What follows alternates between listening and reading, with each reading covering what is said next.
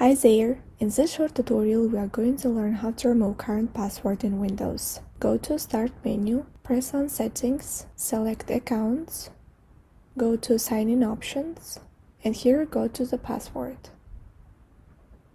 Now we remove current password, type current password, click on Next, and here just leave it empty. Click on Next and Finish. Now we test it. On keyboard, press on Windows key plus L. This shortcut locks your PC. We hope you like it and share it with your friends. Comment below your opinion whether this tutorial helped or not. Thank you for watching and supporting us. Ta-ta for now!